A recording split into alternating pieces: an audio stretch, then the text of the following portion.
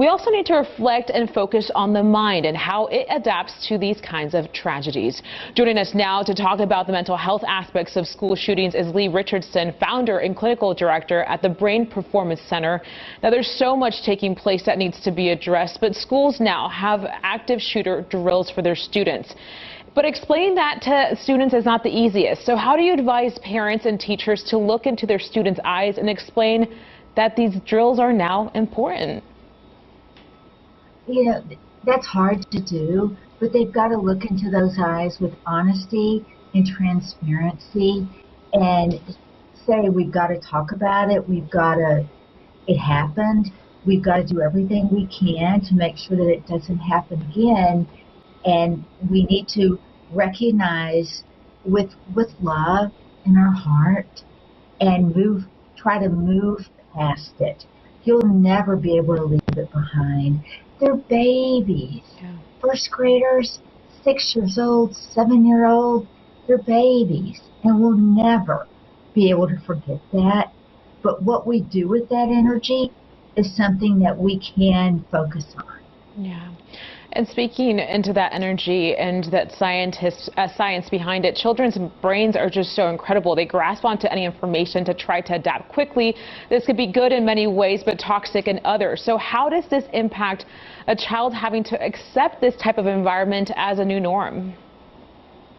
Well, it's really hard because school has always been someplace, it's your community. When you're 6 or 7 years old, that's your community that you go to for reassurance, for nurturing, for recognition. And it's really hard to go there and to have that heart open to receive when you've got all of that playing at the subconscious level. And the child's brain is not fully developed until they're in their mid to late 20s. Mm-hmm. And the last part of the brain to develop is the prefrontal cortex. And that's where you can think through things. You cannot be impulsive. And you don't have that power when you're 6 or 7 years old. And a lot of people don't have that power when they're in their late 20s. But all that we can do as a community is to be transparent with what happened and with what we can do to be preventative and stop that from happening in the future. And I encourage every parent, every family member to just do everything they can to reassure their children that it's okay and that, you're going to get through this. It's scary. It's terrifying. And this time of year, I think it makes it even harder because it's Christmas and it's supposed to be a time of joy and happiness. And then we hear something or we see something and whether we know it or not, we're triggered by it. Yeah. And what really stuck in my mind today was, what about those second graders? Most definitely. And Leigh, let's talk about how do we cope? We talk about therapy all the time, but what kind of therapy is needed for trauma? Because these are way bigger events than your day-to-day stressors. They are. And trauma lives at that subconscious level. And, as we get older, we'll say to ourselves, oh, no, I'm not going to think about that today, and we'll try it down, and that's okay. It'll be right back.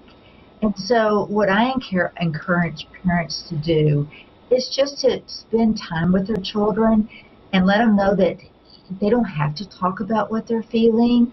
Do you want to listen to some music together? Mm-hmm. Do you want to play tic-tac-toe? Do you want to take the dog for a walk?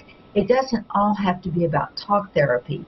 But by being with your children and spending time with them and creating that sense of warmth and security, that will open the door for more conversation. Yeah, letting them know that there is that safe space there. Leigh Richardson, thank you so much for this insight and perspective here on our show. We appreciate your time. Thank you. We're going to be right back after a quick break. Don't go anywhere.